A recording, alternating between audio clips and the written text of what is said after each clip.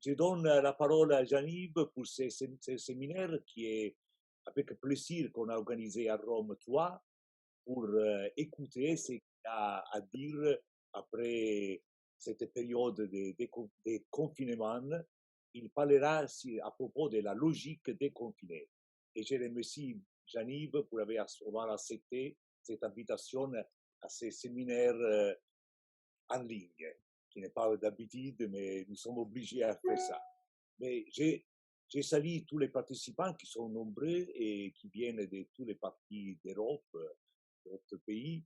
Il y a 44 jusqu'à ce moment.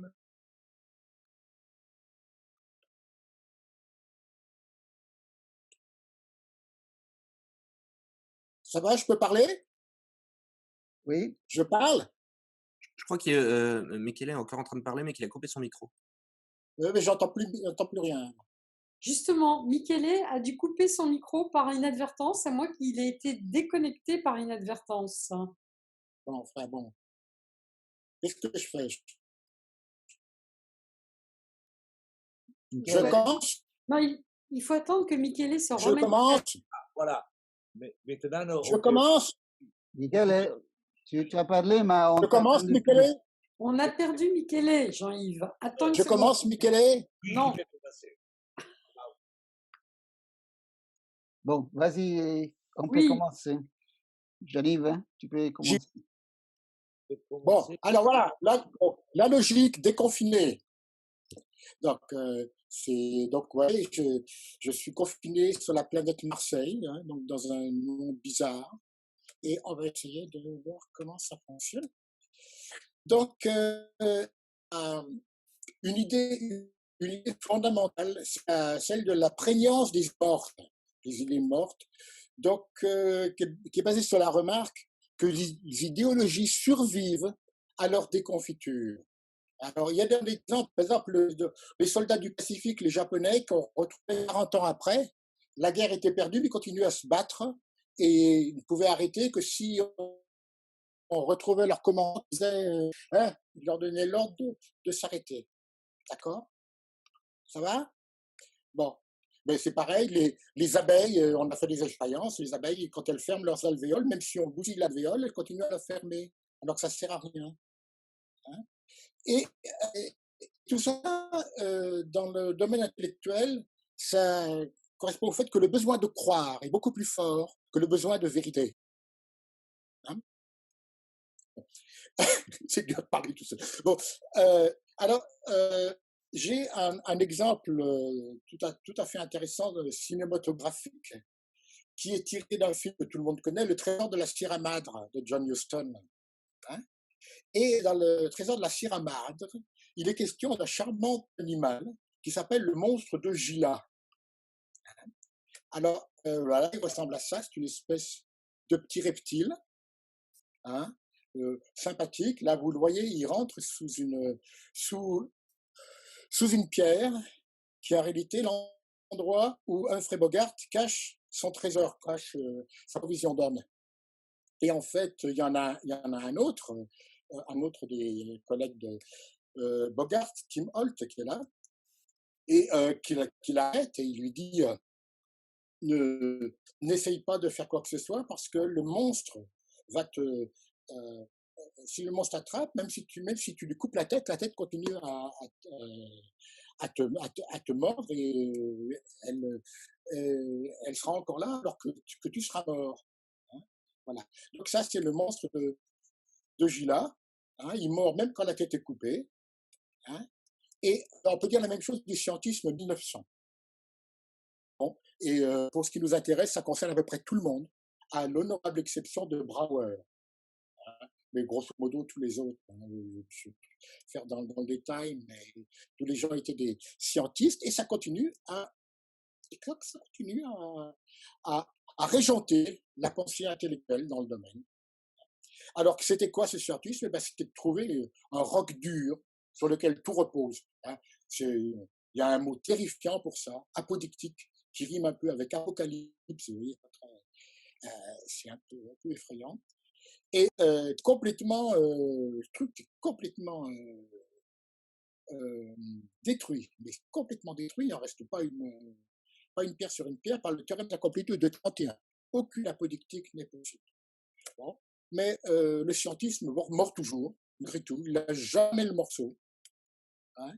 Et il fait du quand même. C'est ces idées mortes, elles existent, continuent quand même.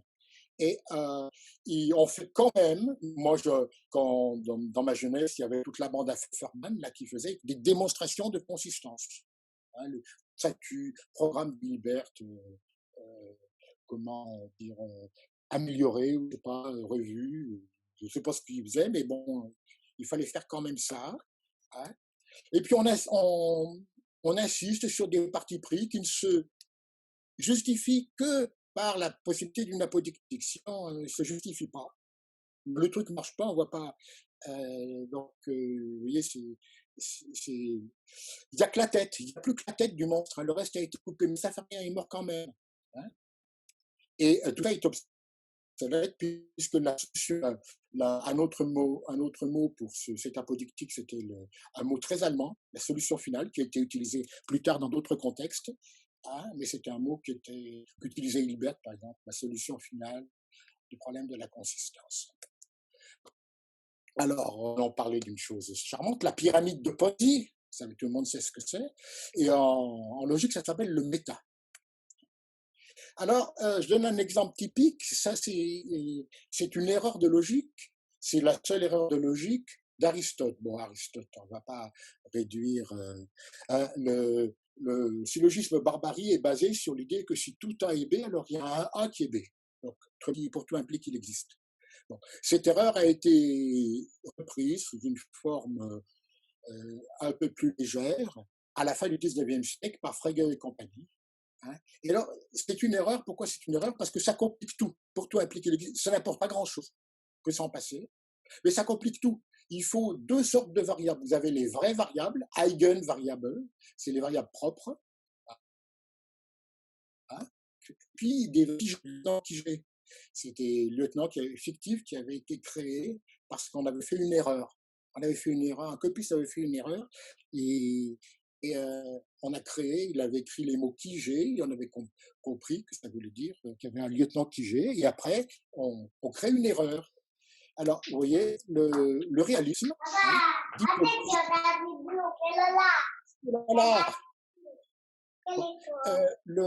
Non, oh, il y a quelque chose qui ne va pas. Le réalisme qui dit que le langage reproduit le réel, hein, et bien entendu, le réel le lui rend bien.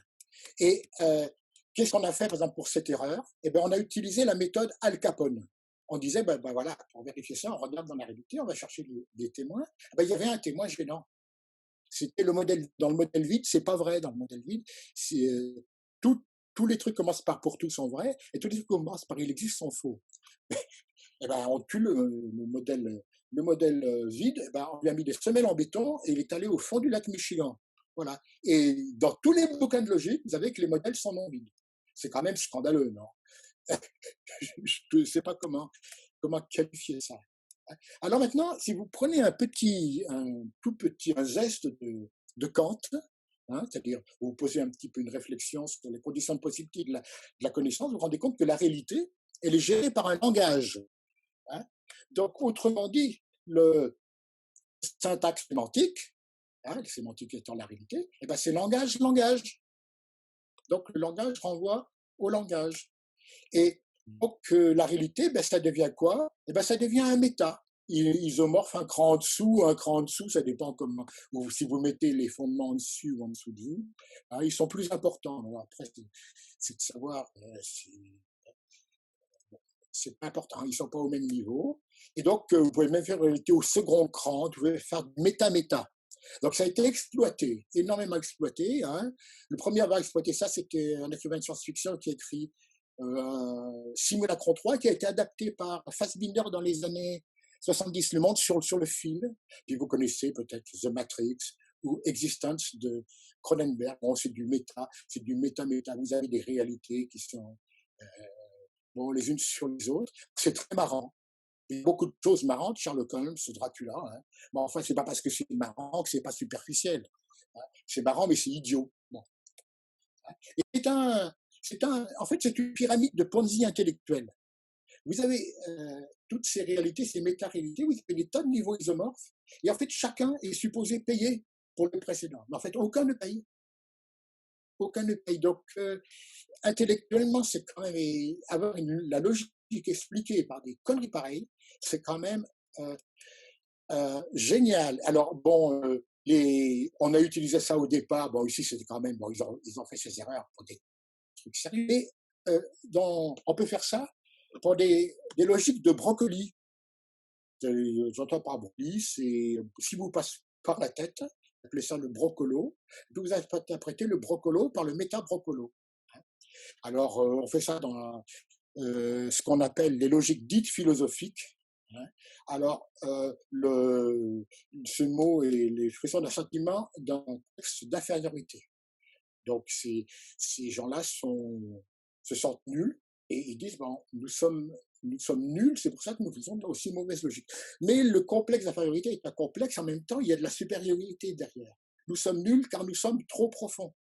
Et je l'ai entendu, moi j'ai entendu les gens qui disaient, on fait des trucs qui sont tellement géniaux que dans 500 ans seulement on trouvera la technique à la hauteur de de la profondeur de nos idées. Je l'ai entendu.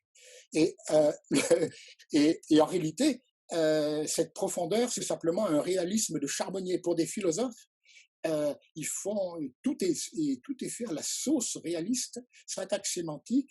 Et le plus que vous vous amusez, c'est la logique entre guillemets dite déontique, où on gère des permissions, des interdictions en termes de vrai et faux.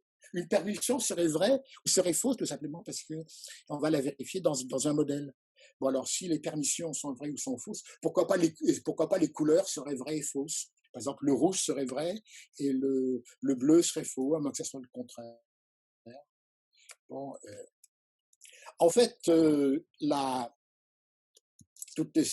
la question de la relation à la réalité. La réalité existe, mais c'est du kantisme, elle est l'objet d'une construction. Et, donc, alors que ces gens-là, qu'est-ce qu'ils nous disent? Ils nous disent que le a été créé pour tirer la charrue, ou ils nous diraient que le pare-brise a été créé pour empêcher que l'essuie-glace ne tombe dans l'intérieur de la voiture. C'est évident, sans pare-brise, l'essuie-glace, il ne tient pas. Bon, ben, il se rend bien compte que ça ne marche pas, ce genre d'explication. Et en fait, que les Frege et compagnie appellent la dénotation, la référence réaliste, c'est une fiction extrêmement précieuse. Hein. Je n'ai pas dit que ce n'était pas utile. Mais elle n'explique rien, elle vient après coup. Hein. Voilà. Bon, alors maintenant, le système, hein, bunker, hein, c'est un mot allemand, c'est un bunker, eh ben, ça a été créé au moment d'une pandémie, la crise des fondements. Hein, Burali-Forti, en 1897, trouve le premier paradoxe de la théorie des ensembles. On connaît davantage la simplification de Russell 5 ans après, mais le premier, c'est Burali-Forti. Hein. Et ben, qu'est-ce qu'on a trouvé comme solution? Eh ben, c'est le confinement. On a confiné dans des systèmes sectaires, fermés, hein, et on a privilégié la sécurité. Et on a négligé, par exemple, pour que tu appliques, il existe, c'est une erreur évidente, mais c'est une erreur sans danger. Je n'ai pas expliqué d'où elle venait l'erreur. L'erreur, c'est très simple. C'est que c'est quand on raisonne sur la quantification, il faut utiliser des variables. Et normalement, pour raisonner sur la quantification, il faudrait à ce moment-là déclarer une variable. On déclare une variable, et puis une fois qu'on a terminé le raisonnement, on referme la déclaration, elle disparaît. Mais ils ont trouvé plus commode de ne pas déclarer les variables, de les avoir à l'avance. Et du coup, on a ces variables tigées qui ne correspondent pas à des déclarations. Et donc, ça crée des objets fictifs qui emmerdent tout le monde. Et en fait, ils ont confondu deux choses, la logique et l'axiomatique. Et ces deux choses sont effectivement indiscutables, la logique et l'axiomatique, mais pour des raisons complètement différentes.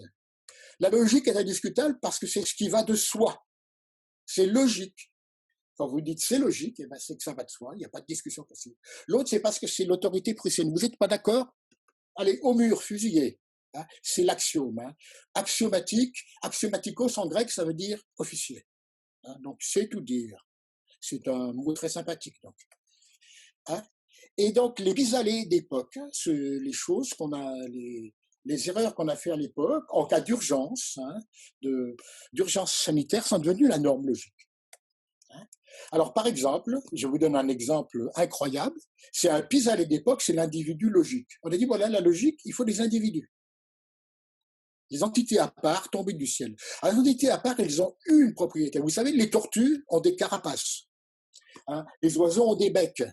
Je ne sais pas quoi, enfin, si vous prenez tout un tas de choses, hein, les, comment, les kangourous ont des grandes, ont des poches, d'accord? Eh ben, les propriétés, les individus, ils ont des propriétés. Bon, c'est comme ça. On va savoir pourquoi. Ils ont des propriétés. Une espèce dans ce genre-là. Hein, et, et du coup, ils n'ont jamais été capables de parler logiquement de l'égalité. C'est absolument invraisemblable. Ils ont massacré l'égalité. Alors vous allez voir que ce massacre produit en même temps la nécessité du système. On commet une erreur, et l'erreur est tellement horrible qu'on est obligé de se renfermer derrière une carapace, justement, pour éviter les conséquences de. Donc, qu'est-ce qu'ils ont fait? Ben, ils ont utilisé la définition de Leibniz. Bon, on ne va pas critiquer Leibniz, c'est tellement ancien que bon, comment à son époque, il avait le droit de dire des choses comme ça. À la fin du 19e siècle, c'est beaucoup plus douteux. Et il dit, voilà, T est égal à U, quand toute propriété pour tout X, de T, propriété de T, propriété de U. Donc, bien sûr, ça va, puisque les individus sont doués de propriété, ça tombe bien, hein, mais ça ne marche pas. Parce que vous voyez ici, T, il est à gauche de U. Donc, vous voyez bien une propriété qui fait la différence entre les deux. Il y a celui qui est à gauche et celui qui est à droite. Donc, ils ne sont pas égaux. Hein. Donc, vous voyez, elle ne marche pas, la définition. Mais il ne faut pas le dire. Parce que qu'est-ce qu'il va vous dire? Oui, c'est un philosophe analytique. Il va vous dire, oh ben, tu ne comprends rien. Il faut des propriétés sémantiques. Et il faut que des propriétés qui s'adressent à la sémantique de T. Autrement dit, à sa dénotation. Et c'est quoi? Comment est-ce qu'on vérifie une propriété sémantique? Eh bien, quand elle est compatible avec l'égalité, c'est-à-dire que deux objets égaux, la même propriété. Donc, vous voyez, c'est intéressant. Il faut se restreindre à la propriété, préservant l'égalité pour définir l'égalité. Donc, ici, il y a eu une aporie. Et comment est-ce qu'on évite l'aporie? On se restreint à des propriétés dont on donne une liste. Et donc, évidemment, il faut un système qui va vous dire, ben voilà, les propriétés sont celle-ci, celle-ci, celle-ci, celle-là. Et vous ne trouverez pas celle-là être à gauche ou à droite. Vous ne la trouverez pas parce que on l'évite, on trouve qu'elle est indécente, je ne sais pas quoi. Et donc, on s'enferme, ce qui nous emmène dans l'enfermement, dans une réalité sectaire qui est gérée par un critère qui est calamiteux, c'est la consistance. La consistance, et vous savez bien que ça ne marche pas parce que vous pouvez avoir T consistant, U consistant, mais T plus U, eh ben, inconsistant parce qu'ils disent des choses différentes. C'est normal dans un truc axiome, hein, vous pouvez prendre un axiome, vous pouvez prendre la négation de l'axiome dans un truc axiomatique. Hein. Donc, vous voyez, c'est l'enfermement. Et cet enfermement, vous ne pouvez pas traiter quelque chose d'aussi logique que l'égalité. Il n'y a pas plus logique que l'égalité. C'est le truc logique par excellence. Prenez n'importe quel machin de mathématiques, vous n'avez que des égalités, pratiquement. Hein. Donc c'est quand même un truc de base et on vous dit c'est pas de la logique, c'est de l'axiomatique. Bon. Alors nous allons déconfiner. Hein, et on va déjà remarquer que le mot de système logique est un oxymore. Hein, tout comme axiome logique, c'est un oxymore. Hein. Alors, pourquoi? Eh bien, parce que la logique, c'est ce qui est universel, ce qui va de soi, c'est ce qui est permanent. Ce qui est logique, c'est ce qu'on ne discutera jamais. Ah bon, une fois qu'on a un peu réfléchi dessus, évidemment, hein, c'est pas, ne me fait pas dire des imbécilités. Hein. Et le système, c'est ce qui est contingent, c'est arbitraire, c'est le domaine de l'impermanence. Le système, hein. C'est par exemple, les, les entiers modulo 43. 43 égale 0, bon, ça peut être très pratique, hein, mais c'est impermanent, c'est arbitraire. Vous pouvez dire le lendemain que 41 égale 0. Mais vous ne pouvez pas dire les deux en même temps. Hein. Et on a compris très tôt que les systèmes ne marchaient pas, mais le monstre de Gilal, cet horrible monstre à la tête coupée, hein, en 1931, il continuait à faire régner sa terreur intellectuelle. Alors, BHK, hein, donc B pour Brouwer, K pour Kolmogorov, hein, les preuves sont des fonctions. On dit les preuves sont des fonctions. Et une démonstration est une fonction. Vous n'avez pas de système là-dedans. On parle de système nulle part. Hein. Celui du milieu citing, c'était le porte-plume de Brouwer. Hein, type assez bête. Je sais ce que j'ai parlé avec lui. Bon, preuve de A implique B, donc c'est une fonction qui envoie les preuves de A dans les preuves de B. C'est absolument génial. Donc il se trouve que Brouwer et Kolmogorov l'ont trouvé indépendamment parce que Kolmogorov était dans un pays un peu fermé à l'époque, hein, on peut se dire. Donc, mais on a découvert plus tard que... mais pendant longtemps, c'était attribué à Heiting, tout ça. On disait la sémantique du Heiting. Et le mot sémantique, bien que ça disait que le monstre était passé par là. Parce qu'il n'y a pas de sémantique. Mais le monstre veut absolument que ça soit du méta ou je ne sais pas trop. Et alors, il y a un autre truc absolument génial. Donc, vous avez 3 trucs géniaux en 1930 autour. BHK, Gensen et Herbrand. Et Herbrand, ça viendra plus tard. Les sous-formules, Gensen a démontré ce qu'il appelle la propriété de la sous-formule. Et en fait, pour démontrer A, une proposition A, vous avez uniquement besoin des constituants de A. Autrement dit, si A vit dans un énorme système où il y a des tas de formules B, C, D, on n'en a pas besoin. Le reste est inutile. Donc, vous voyez bien que ça montre que le système ne sert à rien, que si on a un système, c'est qu'on a fait une erreur, quelque part. Hein. Et donc,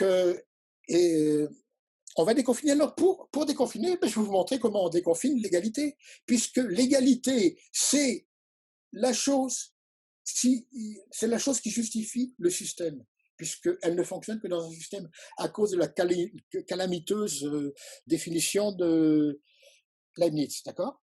Alors, on va dire tout simplement, les individus sont des propositions.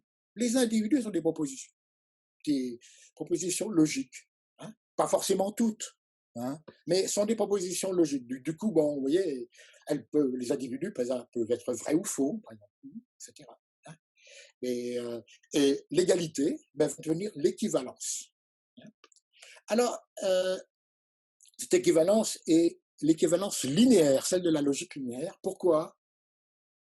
Parce que l'équivalence classique, l'équivalence habituelle des mathématiques, elle vérifie le tiers exclu. Alors, le tiers exclu, on ne l'écrit jamais comme ça, mais comme ça, on voit bien que c'est le tiers exclu. Elle dit que si vous prenez 3 propositions,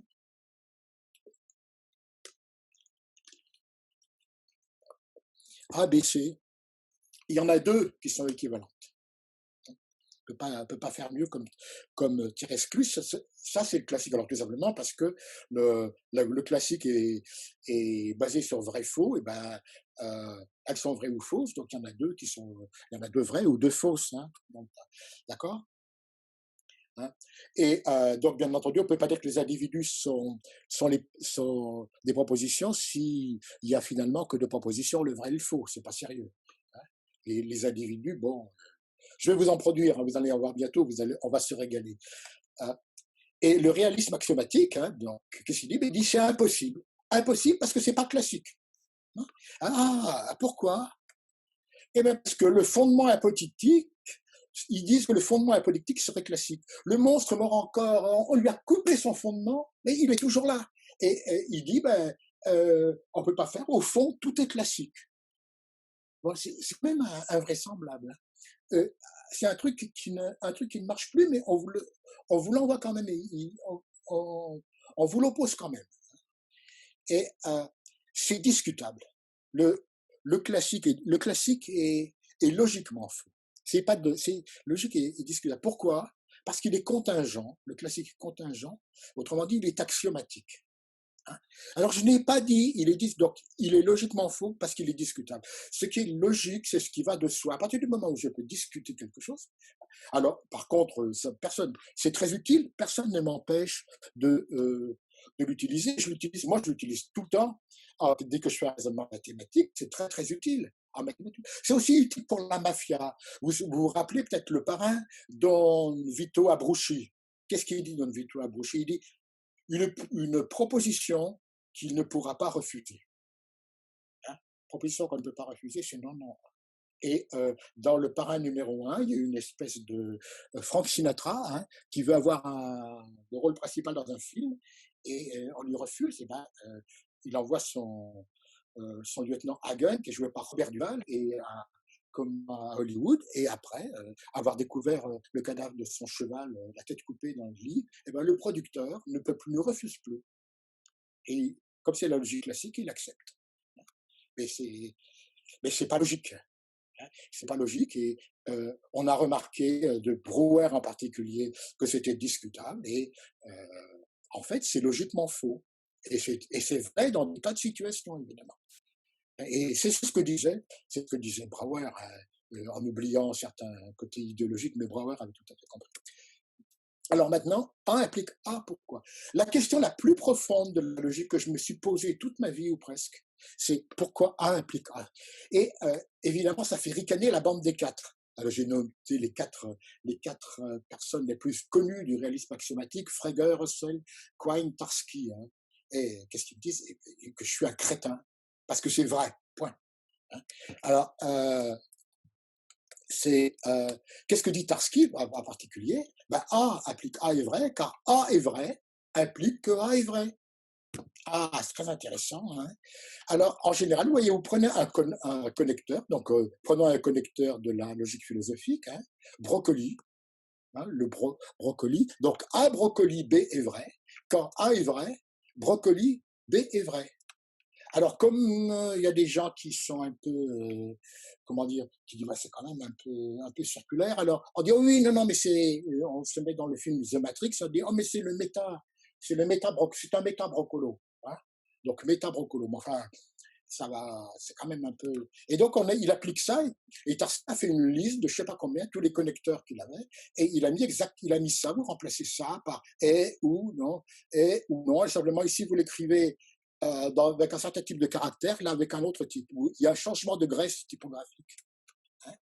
Alors maintenant, option par rapport à cette explication? Option 1, c'est le snobisme.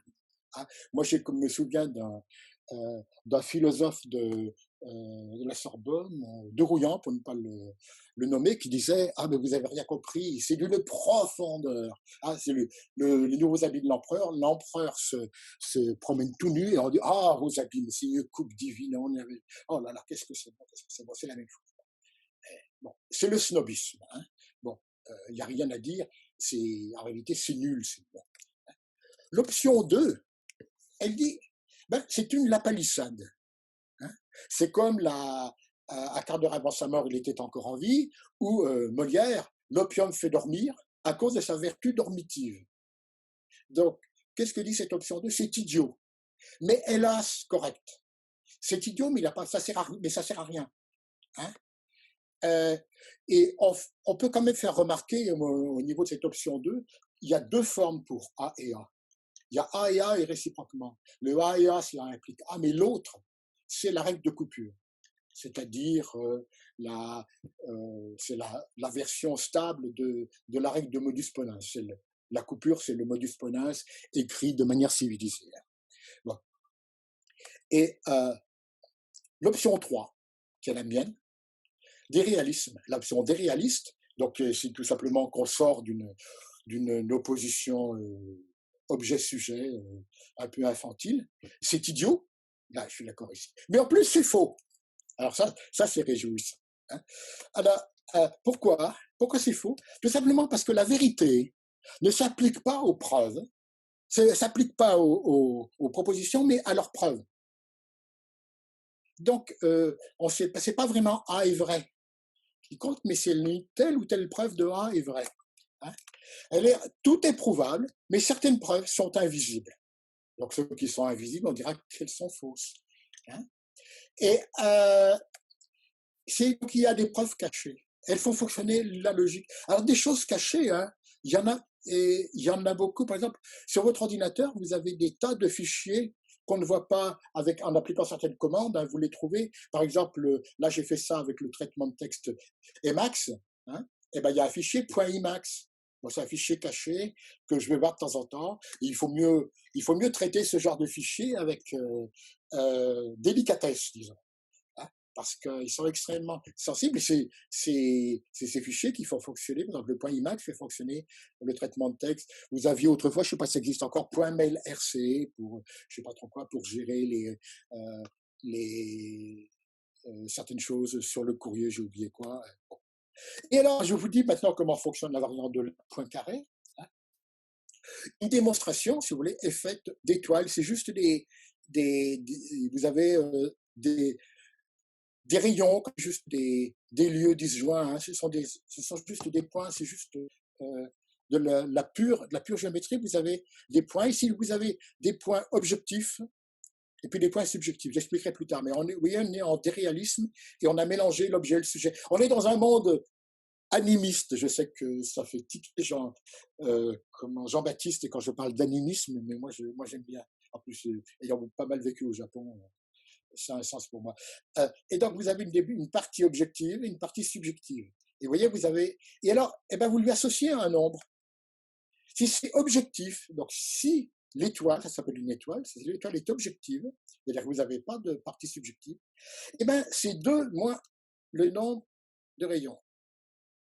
Et si l'étoile est subjective, je me suis demandé à part laquelle contient des morceaux subjectifs, hein, c'est le même calcul qu'avant, vous comptez seulement les rayons,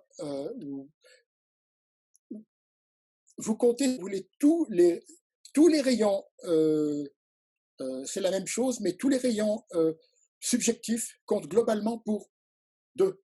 Donc ça fait 2 moins 2 plus K, donc ça fait moins K. Et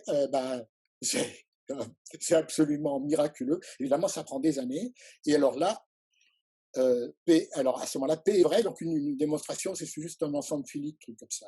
Vous avez P est vrai quand, bon, c'est légèrement plus compliqué, mais enfin, quand son invariant est positif. Alors vous n'êtes pas du tout dans le tarskisme. Bon, on reviendra et on s'en éloigne. C'est pas une manière différente d'écrire la même chose. Hein. Je reviens tout de suite. Alors, parlons maintenant des entiers naturels. Donc, pensons pendant longtemps, en logique linéaire, quand on a créé la logique linéaire, évidemment, on n'a pas créé, je l'ai pas créé avec toutes mes belles idées là sur le réalisme, etc. Et j'ai reproduit un petit peu ce qui se passait en essayant de garder la qualité logique. Évidemment, quand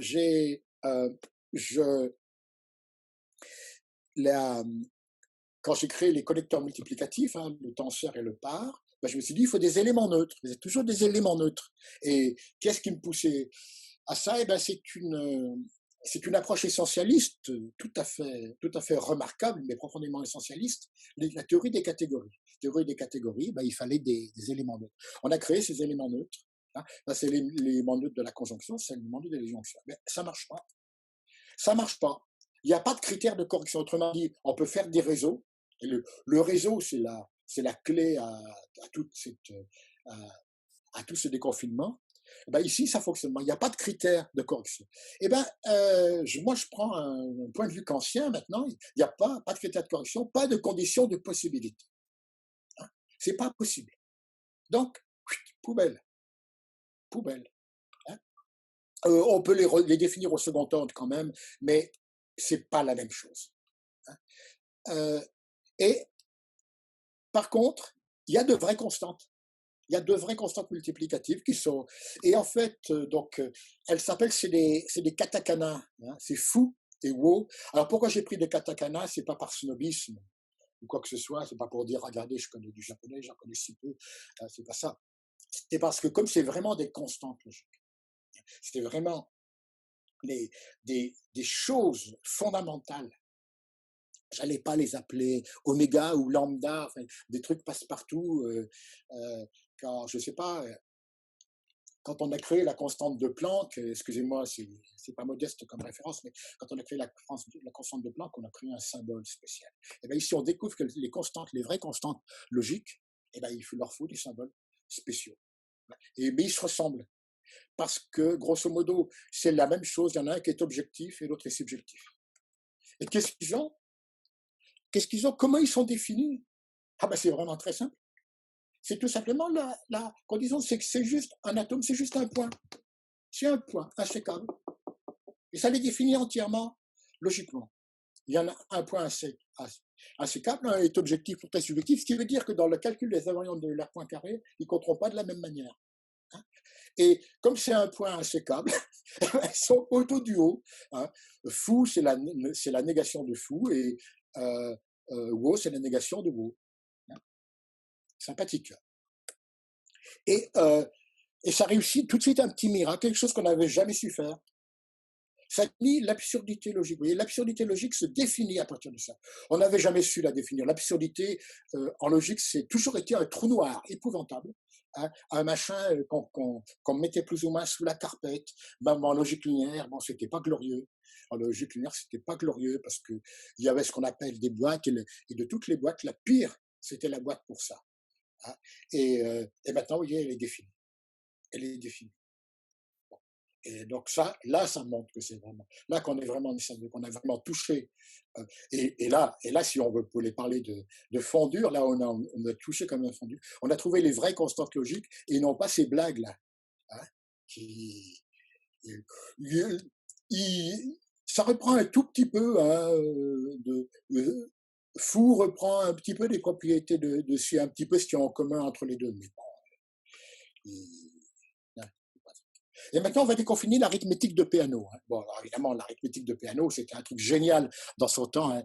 Donne-moi l'idée de vouloir critiquer Peano, mais enfin, quand même, ça date de la fin du 19e siècle. Peut-être le temps de...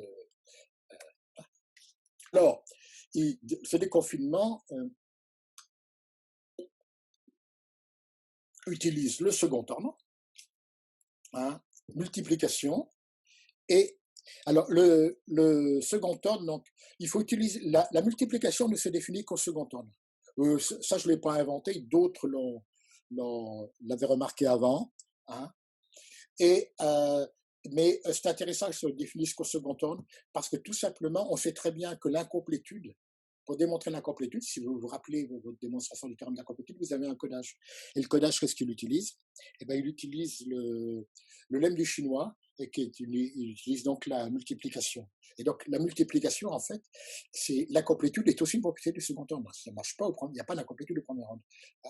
Et la récurrence à la Dedekind, et donc ça c'est une définition géniale de Dedekind, les entiers sont les éléments du plus petit ensemble, le plus petit ensemble c'est ici, contenant 0, contient 0, donc l'entier il est là, il appartient à les ensembles, et il est stable par successeur, par adjonction du ça marche, et ça vous définit tout de suite, ça vous démontre tout de suite le principe de récurrence. Mais maintenant il faut les individus. Alors, les individus ils tombent pas du ciel. Et les individus, c'est très simple. 1, c'est fou. La somme, c'est la conjonction. Et la différence, donc, on tombe naturellement sur les entiers relatifs. Moi, je ne choisis pas. Je choisis pas. Et la différence, c'est l'implication logique. Et ce qu'on appelle les troisième et quatrième axiomes de Peano. Alors, je ne vais pas formuler le 3 parce que c'est un petit peu plus délicat ici, puisqu'on est dans des entiers relatif, il faut faire un peu attention, il faut le formuler, écrire un peu différemment. Mais le quatrième, il dit que si x plus 1 égale y plus 1, alors x égale y. Et bien les axiomes sont déconfinés, c'est-à-dire que ce n'est plus des axiomes, ils sont prouvables. Alors évidemment, ça veut dire que, vous voyez, l'arithmétique, il n'y a plus d'axiomes du tout en arithmétique. C'est devenu un truc logique. Alors ça, pour moi, c'était essentiel. Parce que si je veux déconfiner, le gros des mathématiques habituelles se fait en arithmétique. Donc, pour moi, je suis que l'arithmétique rentre au sein de la logique, c'est absolument essentiel. Bon. Alors tout ça fonctionne grâce à cette vérité des réalistes dont j'ai parlé récemment, dont j'ai parlé sur le transparent précédent. Hein. Et vous voyez, regardez comment se comporte le vrai et le faux. 1, c'est fou. -1, vous voyez, c'est 1 implique que 1 implique 1, hein, puisque 1 implique 1, ça va être 0. Hein. Donc 1 implique 0, ça va être ça. N'oubliez pas qu'il est autodual. Hein. Donc faux implique quelque chose, c'est faux par 1. D'accord? Alors, -1, il est faux. Et c'est facile parce que vous voyez, l'invariante de l'air point carré ici, c'est un seul. Vous voyez, vous avez un seul. Vous avez une étoile avec un seul truc. Donc la variance, c'est 2 - 1, ça fait 1. Et ici, vous avez une étoile avec 3 trucs. La variance, c'est 2 - 3, ça fait -1. D'accord? Donc, eh ben, mais 1 plus 1, c'est le produit tensoriel. Eh ben, c'est la somme de ça et de ça. C'est la variance ici, c'est 1 et là, c'est -1. C'est -1 plus 1. Voilà. Il est vrai. Donc, vous avez A faux, vous avez B vrai.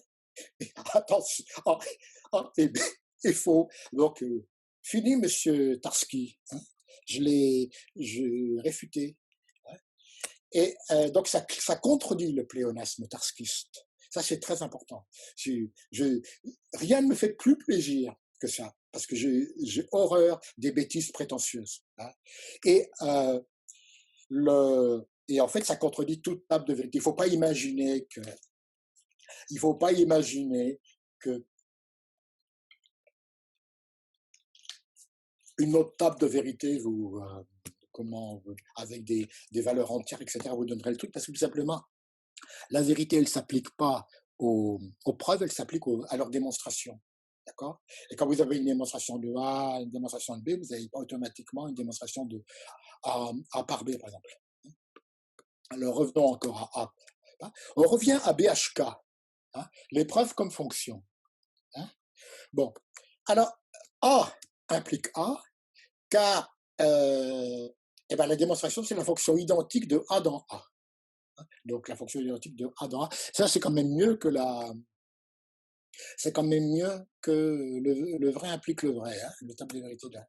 Alors, ceci, c'est une sorte d'existentialisme auquel on peut attacher le nom de Curie, hein, qui n'était pas vraiment un logicien, plutôt un lambda calculiste. Hein. C'est l'existence, l'épreuve est antérieure à l'essence. Hein, qu'on peut opposer à l'essentialisme, à un autre grand nom, à la Church, hein, qu'on peut relier à la théorie des catégories. Les preuves sont des morphismes. Alors, morphisme, c'est quoi un morphisme? C'est ce qui préserve la forme. Évidemment, si vous préservez la forme, c'est qu'elle est déjà là. Donc, c'est de l'essentialisme. Hein. C'est l'antériorité de la forme. Et alors, l'orthogonalité, hein, est la forme stable de la fonctionnalité. Les fonctions, bon, ça marche que dans l'implication. Hein. Mais la forme stable de l'orthogonalité, c'est la fonctionnalité, c'est l'orthogonalité. C'est basé sur la chose suivante. Si f est ça marche plutôt avec l'application linéaire, mais bon, tout se ramène à l'application linéaire. F de A, la fonction f appliquée à A est orthogonale à B, c'est seulement si f est orthogonale à A tenseur B. Bon, vous trouvez ça, c'est directement de l'algèbre linéaire, hein, mais c'est normal, c'est pour ça d'ailleurs que ça s'appelle logique linéaire. Hein. Et qu'est-ce qu'un dessin? Eh ben, c'est une preuve délogicalisée, c'est-à-dire pas délocalisée, délogicalisée, elle est très très localisée au contraire. Hein. Et délogicalisée, ça veut dire que c'est une preuve qui ne sait pas ce qu'elle prouve, c'est juste des étoiles. Les étoiles, c'est juste des trucs dont sortent des rayons, hein, c'est placé quelque part, hein, et évidemment, ça ne prouve rien de particulier. Hein. Et un comportement, eh ben, c'est un ensemble de dessins égal à son biais orthogonal. Autrement dit, vous allez retrouver les fonctions de A dans B par un comportement, c'est ce qui est l'orthogonal de quelque chose. C'est qui est orthogonal à quelque chose, et donc l'orthogonal de quelque chose, c'est la même chose qu'un biorthogonal, que le biorthogonal de soi-même. Hein. D'accord? Et ici, ça explique l'invisibilité. Je vous ai parlé tout à l'heure d'invisibilité, tout simplement parce que l'orthogonalité a horreur du vide. Vous ne pouvez pas bâtir une orthogonalité décente, une dualité décente, quand on a des partenaires évidents. Ce qui fait que tout doit avoir des démonstrations. Hein. Et donc certaines, et la plupart seront invisibles. Même l'absurdité, le zéro, là, il a des démonstrations. Mais elles sont méchamment invisibles. Hein. C'est sûr que. Hein. Donc, ce point de vue est celui de l'usage, hein, qu'on peut appeler aussi le synthétique a priori, hein, la règle de coupure, et autrefois on appelait ça le modus ponens, mais c'est la version ringarde. Hein. Au temps de Lewis Carroll, c'était le modus ponens. D'accord? Et il y a un problème de justification. Comment sait-on ça? C'est une question kantienne. Hein. D'accord, ça marche, l'usage, etc. Mais comment sait-on? Hein. Et qu'est-ce qu'on a dit? Donc, on discutait beaucoup de ça dans ma jeunesse. Hein. Même quelques années avant que je sois logicien, on s'est beaucoup disputé là-dessus. Hein. Il nous faut une métapreuve. Vous avez la preuve, c'est la fonction. Hein. Bon. Ici, c'est un élément de l'orthogonale, hein. C'est la forme stable. Mais il faut la fonction, et il faut une preuve que la fonction n'est bien une. Donc, il faut une métapreuve. Bon, alors, Kreisel a raconté beaucoup de conneries là-dessus. Et tout ça, c'est terminé en discussion sectaire et stérile. C'était stérile parce qu'il n'avait pas vraiment réfléchi, et puis sectaire parce qu'il avait derrière lui des palotins qui étaient prêts à tuer pour le défendre. Je pense à M. Troulstra, par exemple, et c'est complètement idiot. Plus tard, hein, j'ai demandé à Kreisel en 79, je lui ai dit, mais ces trucs-là, j'ai vu votre truc, il était ridicule quand même. Oh, il m'a dit, mais j'ai fait ça pour me moquer. Ben, visiblement, ces palotins, ils n'avaient pas le sens de l'humour, moins qu'on puisse dire. Il aurait dû leur dire que c'était une blague. Bon. Et qu'est-ce que c'est? Il nous faut un niveau de justification synthétique a posteriori. Alors, pourquoi synthétique a priori, c'est vraiment un truc assez monstrueux qui terrifie tout le monde. Synthétique a posteriori, c'est un truc tout simple. Hein. C'est typiquement quand on fait une expérience, qu'on suit des protocoles. C'est pas très différent c'est comme de l'analytique, c'est de l'analytique orientée. Hein. On a vérifié ça, bon, et on a divisé la longueur du navire par l'âge du capitaine. C'est synthétique a posteriori. Mais ne me dites pas pourquoi on a fait cette opération. Donc, c'est ça qui est synthétique. Et les niveaux ne sont pas isomorphes, c'est-à-dire que le niveau usine et usage, c'est pas la même chose, c'est pas du tout. Hein. Le sans coupure et la coupure, c'est pas du tout pareil. Hein. Donc, il n'y a pas de pyramide de Ponzi, ni de métastase à la Lewis Carroll, je reviendrai plus tard dessus. Théorie des ensembles. Donc, question, P appartient à A, pourquoi? Hein. Alors, P appartient à A, hein, c'est dire que P est orthogonal à tous les éléments du dual de A, hein, de la négation de A. Hein. Et donc, c'est vrai. Et on va rajouter, d'ailleurs, c'est démontrable en théorie des ensembles. Et on ne peut pas aller plus loin. Donc, le monstre pousse des cris d'orfraie. Quelle horreur! Il utilise la théorie d'ensemble.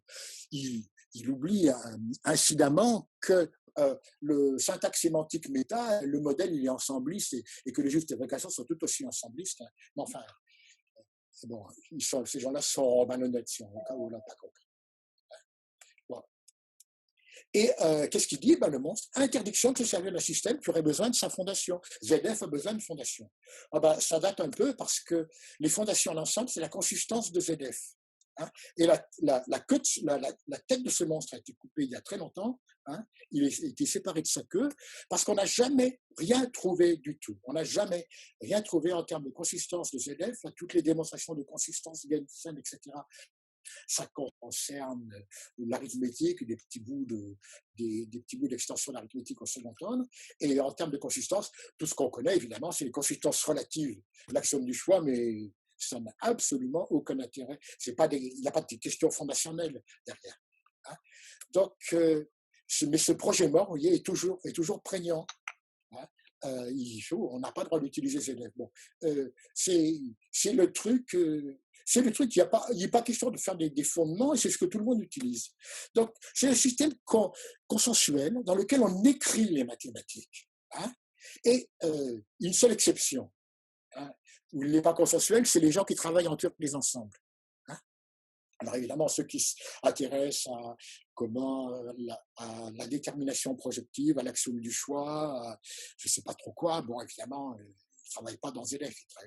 Enfin, c'est tout à fait marginal. Quand on fait des mathématiques, hein, on utilise ZF sans réfléchir. Et pourquoi? Ben parce que c'est taillé très large. On n'en voit jamais les bornes, on en a toujours beaucoup trop. Hein. Et, ça produit une certitude raisonnable. On est raisonnablement certain. Raisonnablement certain, hein, comme on est raisonnablement certain que le soleil va se lever demain matin. Ne me dites pas pourquoi, mais moi, je suis raisonnablement certain. Hein. Bon, c'est différent, la certitude raisonnable est différente de la certitude absolue apodictique.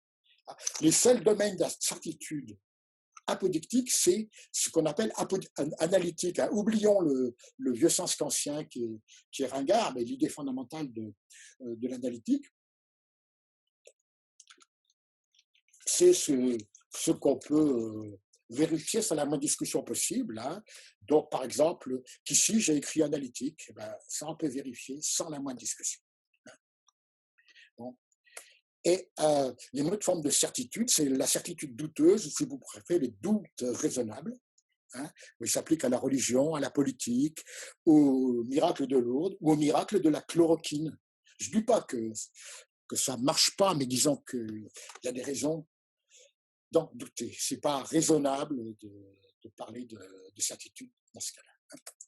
Bon. Alors, parlons donc des systèmes. Hein. Les systèmes fermés, donc ce sont des sectes, des religions, des axiomatiques. Le mot typique, c'est des axiomatiques. Hein. Et j'oppose à ça l'ouverture de la logique comme signe d'universalité. Hein. Et bon, par exemple, à opposer à un truc qui était à la mode, il y a il y a une bonne vingtaine d'années, ce qu'on appelait les logical frameworks. Logical frameworks, oui, c'est les lieux de confinement. Vous avez des tas de systèmes qui sont dans des chambres séparées. Ils n'ont surtout pas le droit de communiquer, parce que s'ils communiquaient, hein, T et U, ils sont séparément consistants, mais ensemble, pouf. Hein. Donc, c'est pas ça l'universalité. C'est pas de mettre ensemble des gens qui sont isolés. D'accord? Alors, l'idée que j'aurais, c'est d'avoir une idée de module. Oui, comment la tech? Vous avez la commande use package. Et quand vous faites la commande use package, vous invoquez un module. Donc, si les choses sont bien faites, c'est-à-dire que si on a bien fait attention les primitives, d'avoir donné des noms différents aux primitives, d'un paquet différent de primitives d'un autre, hein, bon, c'est pas très, très difficile à faire, hein, et ben c'est compatible. Hein, quand j'ai tapé c'est transparent, j'ai utilisé je ne sais plus combien de paquets, il y en a au moins 20, hein, et ils sont compatibles. Hein, et il y aura compatibilité automatique, hein, autrement dit, cohérence, quand ces paquets viennent de comportements. Puisque ces trucs sont définis par orthogonalité, et ben deux trucs définis par orthogonalité sont automatiquement compatibles. Vous voyez, on n'est pas du tout dans cette calamiteuse consistance. Hein. Alors maintenant, parlons du second ordre. Le second ordre, donc système F. Hein. Alors c'est assez marrant, puisqu'il y a exactement 50 ans, hein, en mai-juin 70, je faisais le système F.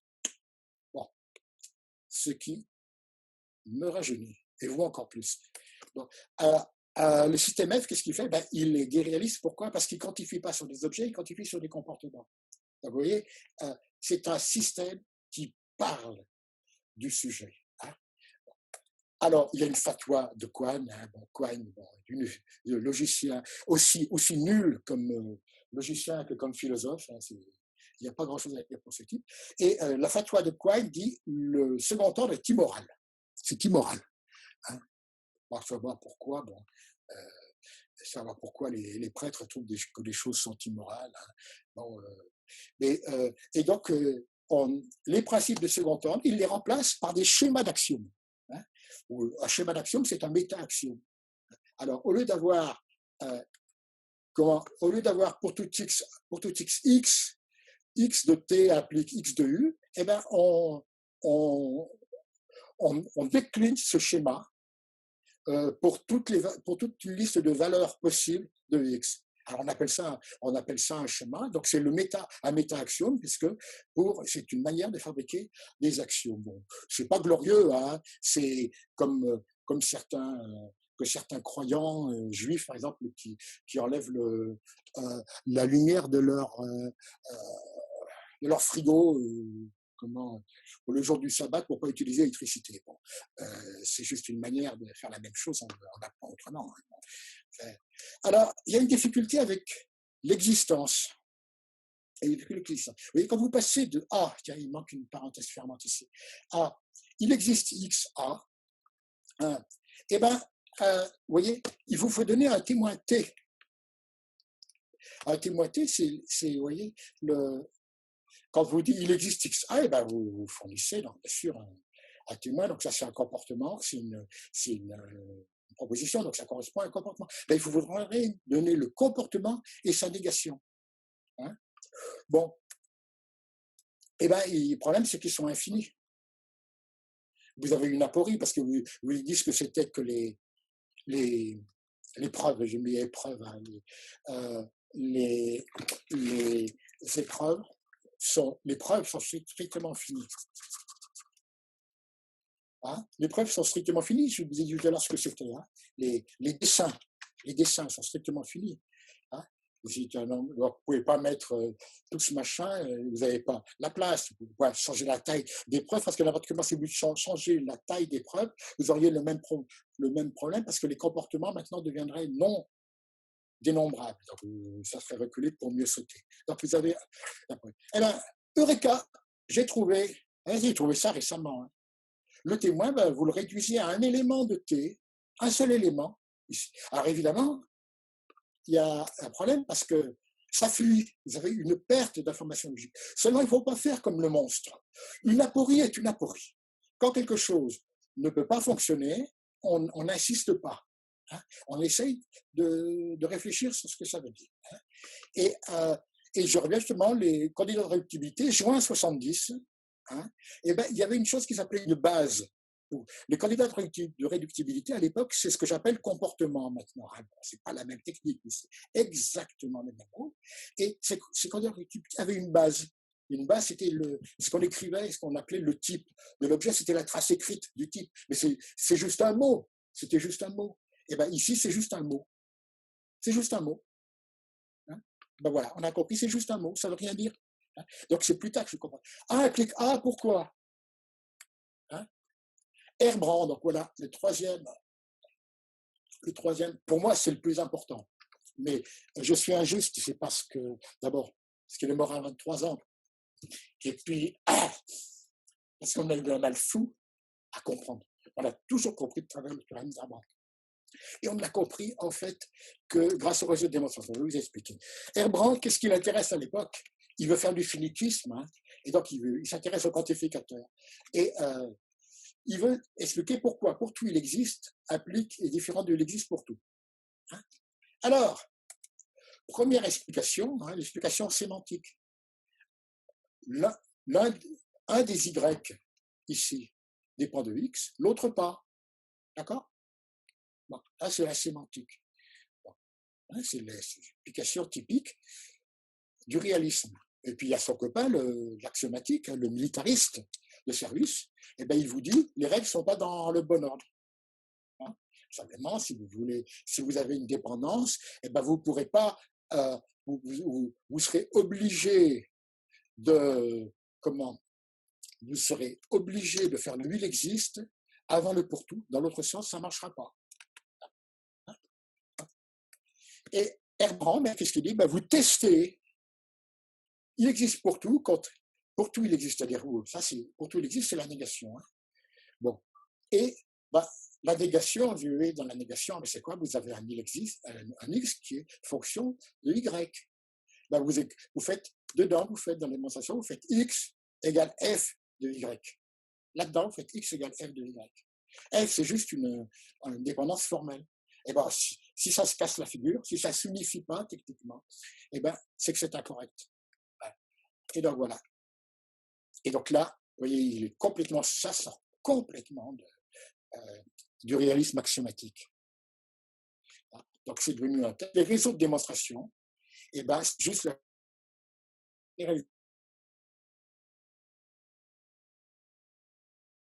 tout inspiré d'Herbrand, mais évidemment, après, j'ai découvert qu'en fait, c'était Herbrand. Hein, d'accord. Et ça marche pourquoi? Ben parce que vous avez une finitude. Vous avez un pré-orthogonal fini. Autrement dit, par exemple là, vous ne prenez pas toutes les fonctions chèrement, vous ne prenez pas toutes les fonctions possibles. Vous voyez? Là, ce serait un pré-orthogonal infini. Vous prenez juste celle comme ça avec ce symbole de fonction qu'on a sorti juste pour l'occasion, d'accord? Hein? Donc vous avez un pré-orthogonal fini, c'est-à-dire que vous avez vous rappelez, vous avez donc en fait vous avez chose, vous avez son vous êtes l'orthogonal de quelque chose, de cette chose. Vous êtes l'orthogonal de votre orthogonal qui est en général infini. Mais vous pouvez être l'orthogonal de quelque chose de plus petit qui est fini. Et cette chose, si vous testez là-dessus, eh ben, ça a la même valeur que de tester sur tout le monde. Alors, l'incomplétude, évidemment, vous dit qu'il n'y a pas de pré-orthogonal fini au second ordre. C'est le sens le plus technique, le plus civilisé de la complétude. Hein. Ce n'est pas des histoires de codage incompréhensible. Hein. Et bien voilà, Eureka, alors c'est un Eureka très récent. Je ne sais pas si on peut mener ça très très loin, mais en même temps, l'idée est suffisamment extraordinaire pour que je la raconte. Il suffit de prendre des tests suffisants, c'est-à-dire des tests qui ne sont pas dans l'orthogonal.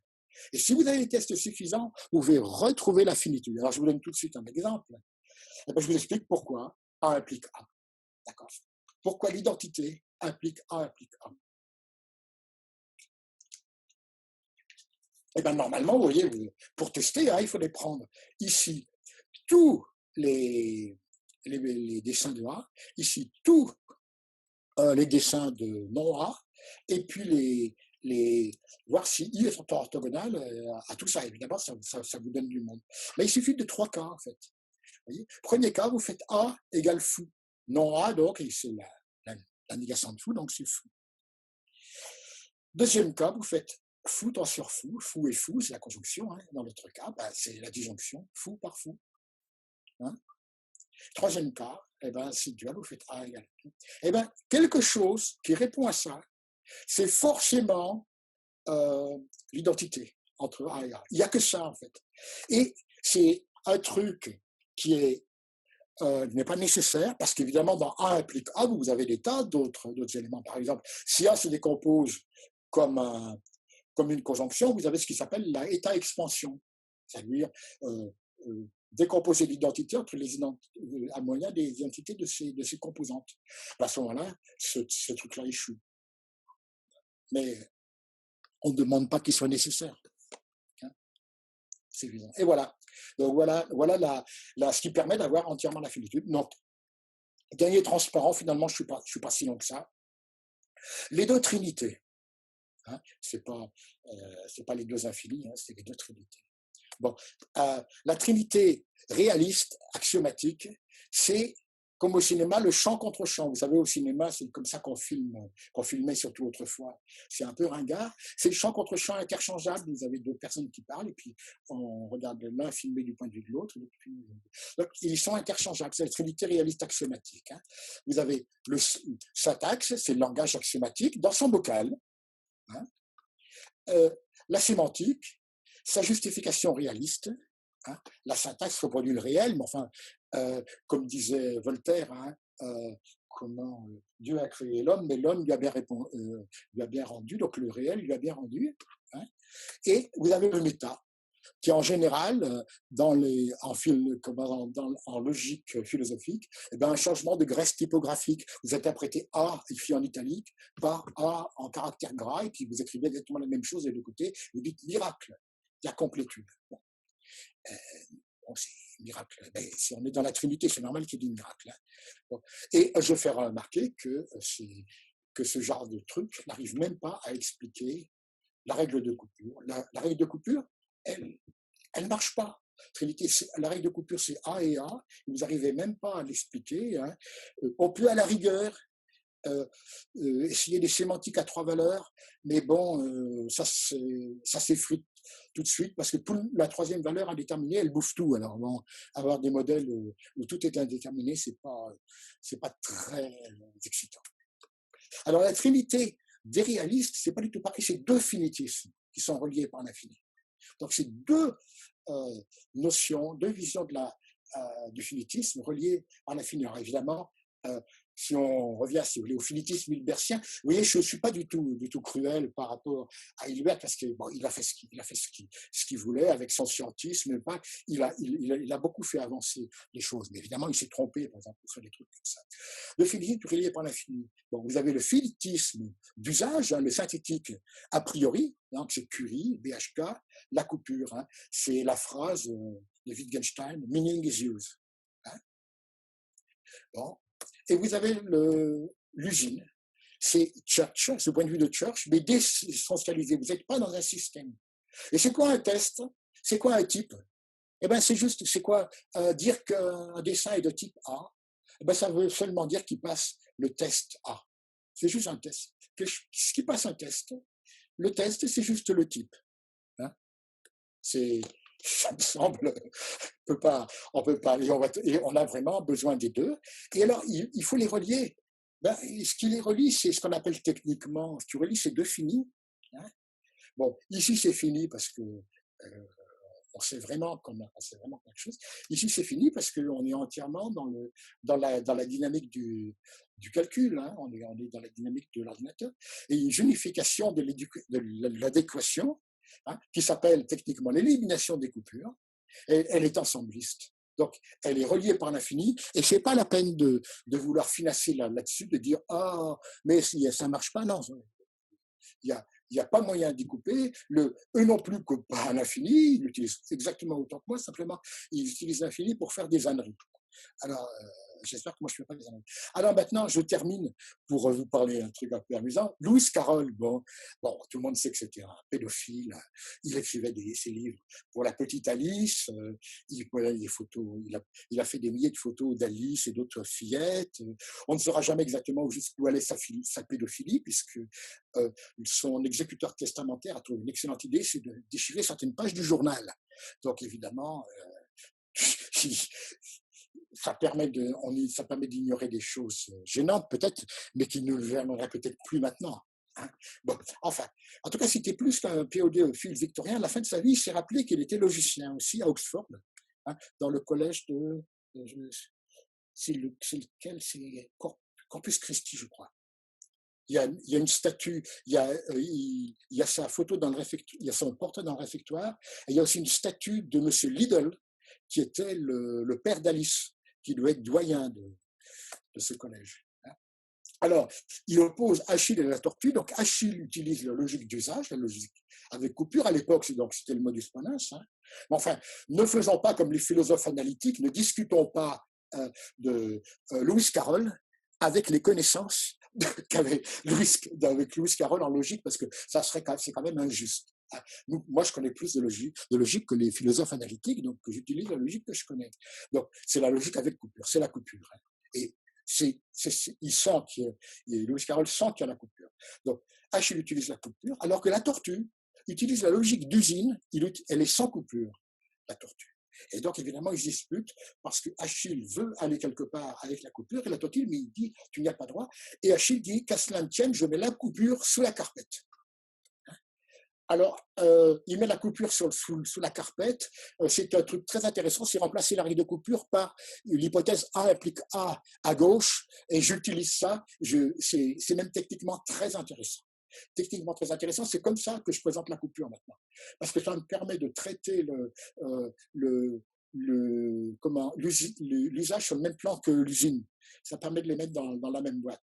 Mais on les fait quand même mis sous la carpette. Et donc, elle est quand même là.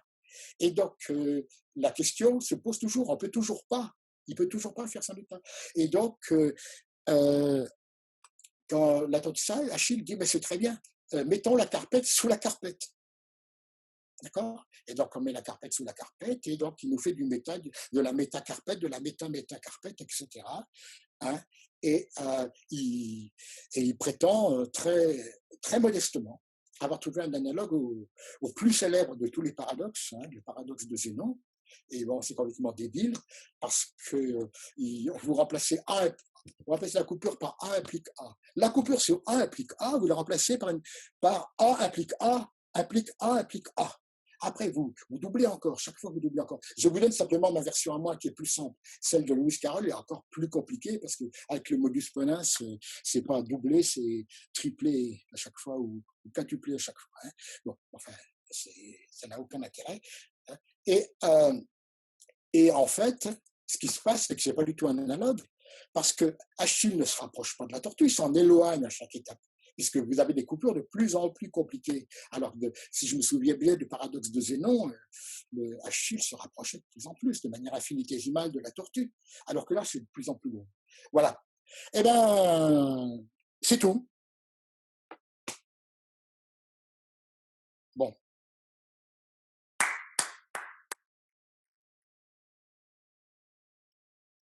Ça y est ? Donc, qu'est-ce qui se passe ? Ah, on applaudit, c'est ça.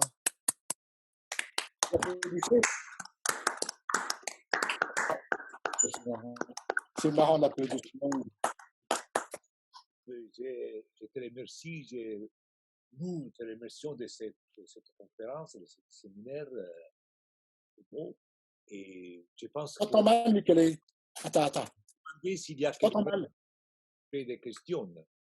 Oui. Il y a quelqu'un? La question? C'est pas questionnable.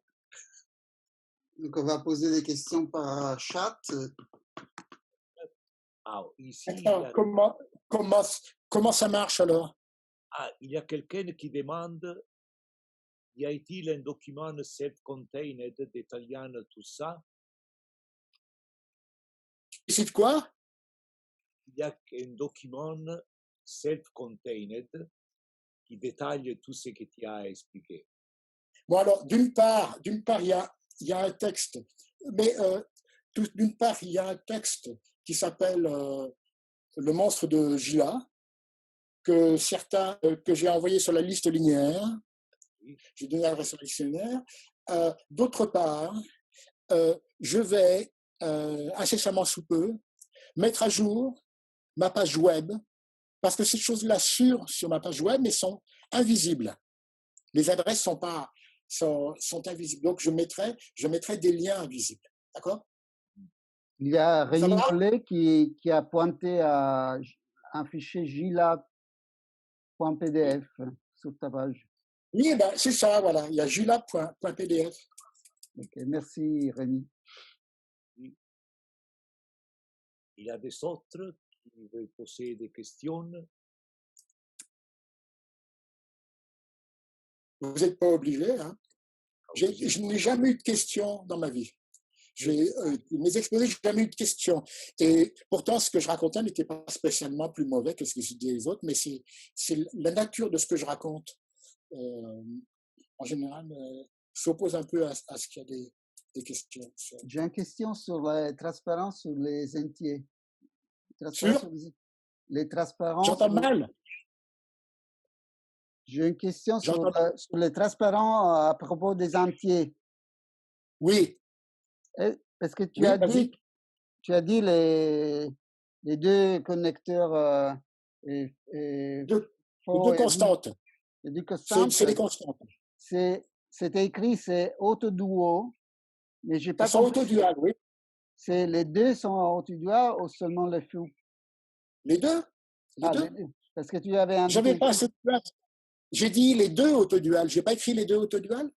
Tu as écrit les deux autodual, mais tu as fait comme exemple seulement. J'avais pas mis, mais parce que j'avais pas la place sur ma ligne. Ok, non, c'était juste pour comprendre. J'avais pas la place sur la ligne, c'est tout. Hein? Merci. Elles sont naturellement. J'explique pourquoi elles sont autoduales. C'est un truc tout bête. C'est juste un point.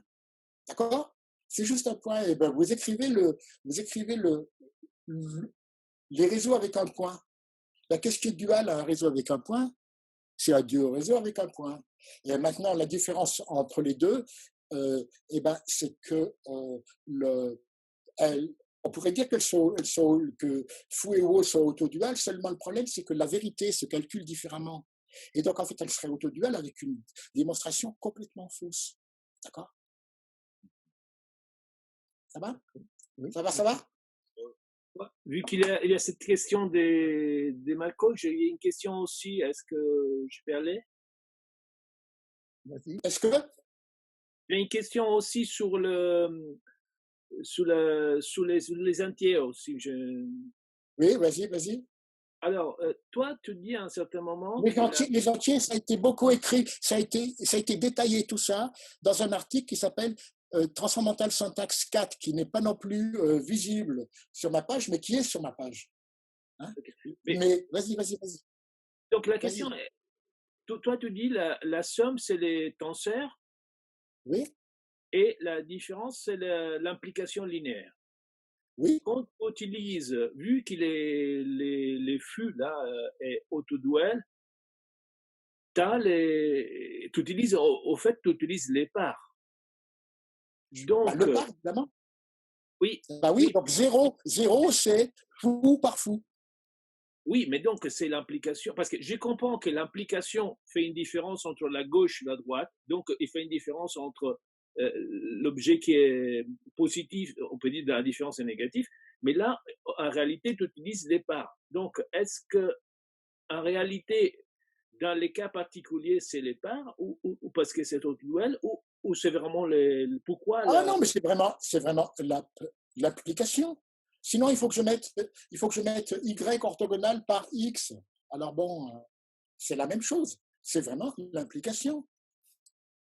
Regarde, si tu veux par exemple faire 2 moins 2, eh ben c'est fou tenseur fou à fou par fou. Et ça, c'est équivalent à 0. Mais uniquement parce qu'on est évidemment parce qu'on a le calcul des réalistes de la vérité. Chez Tarski, ça ne marche pas tout ça. Chez Tarski, tu peux pas classiquement avoir une infinité de propositions 2 à 2 inéquivalentes. Or ici, tous les entiers sont inéquivalents. Prouvablement inéquivalents. Tu peux prouver qu'ils sont tous différents. D'accord?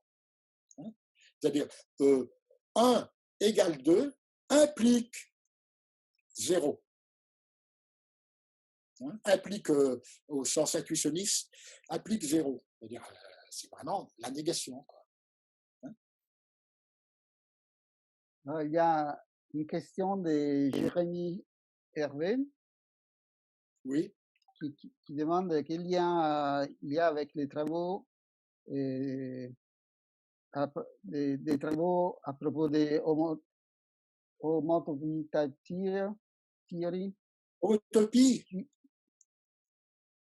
Et cubical type theory. Et parce qu'il travaille aussi sur l'égalité. Donc, non, c'est pas du tout, il n'y a aucun rapport. Il n'y a aucun rapport. Personne ne s'est intéressé à définir logiquement l'égalité, c'est impossible. Non, ça n'a pas de rapport. Il s'intéresse à d'autres choses. Il y a des mots-clés qui peuvent aller ensemble, mais ça n'a pas de rapport. L'idée fondamentale, c'est que les individus, c'est pas une catégorie à part. Il n'y a pas de ségrégation entre individus et propositions, comme dans le calcul des prédicats, c'est que tout va dans la même boîte. Évidemment, les individus, on les gère plutôt par la logique linéaire, les propositions plutôt par la logique intuitionniste, on dirait. Hein. Bon, ne serait-ce que cette différence, ça, que la gestion, la capacité d'intégrer les propositions, les individus de manière homogène aux propositions, ça justifie entièrement la logique linéaire. S'il ne justifiait que par ça, ça suffirait. Est-ce que je peux poser une question, c'est Karine, sur cette Oui, slide, justement? Je peux poser une question sur cette slide que tu montes là, ne bouge pas, sur la slide qui est là. La numéro 5? Non, ne bouge pas, ne bouge pas. Oui, c'est ça, 5. Oui, Je peux poser une question? bah, bien sûr. Alors, si tu veux, bon, moi je regarde ça de Mars parce que je connais extrêmement peu de choses, mais il y a quelque chose qui me paraît hyper intéressant, c'est la géométrisation de tout ça. Et Ah dans oui, la c'est géométrisation de tout ça, enfin, je vois bien qu'il y a tout un aspect algèbre linéaire et tout ça, mais tu choisis d'appeler ce que tu introduis invariant de l'air Poincaré. Donc, ah, ben, je voulais te demander si tu pouvais me donner une ah, ben, intuition je de peux pourquoi. t'expliquer tout de suite. En fait, c'est pas vraiment la variable. Mais je Non, vais mais expliquer, pourquoi tu as choisi ça? Pourquoi tu as choisi ça? j'explique très simplement. J'explique très simplement. Mais bon, vous voyez, j'ai légèrement dépassé 1 heure. Si j'expliquais tout ça, j'aurais un exposé beaucoup plus long. Et je peux l'expliquer maintenant, c'est très facile. C'est tout simplement que la, les, les étoiles comme ça, hein, vous voyez quand je bouge quand je bouge Oui, on mon, voit. Oui, oui, on voit. bon, Oui. les étoiles comme ça, hein, eh ben, elles permettent, quand on les met en dualité, quand on met en fait, euh, les, les dessins en dualité, hein, eh ben, les, on a fondamentalement, on les met en dualité, on les relie par des étoiles partagées, c'est-à-dire que par des rayons partagés. C'est-à-dire 2 étoiles sont reliées, elles ont un rayon commun. Vraiment, il y a des histoires de couleurs et ça, je ne vais pas expliquer il y a sous quel protocole. Mais toujours est-il que ça forme un graphe bipartite. C'est-à-dire qu'on a d'un côté disons, le dessin et de l'autre côté, on a le contre-dessin. Et le critère de correction, c'est que le graphe bipartite doit être connexe et acyclique. C'est ce qu'on appelle le critère de Danos-Régnier. Le connexe et acyclique. Et donc, maintenant, connexe et acyclique, pour ça, il y a un invariant de l'air Poincaré, hein, qui est le nombre de sommets moins le nombre de liens. Hein, et là, il doit valoir 1. Mais ce qu'on peut faire, quand 2 trucs sont en dualité comme ça, on peut regarder comment les 2 moitiés participent à cet invariant global.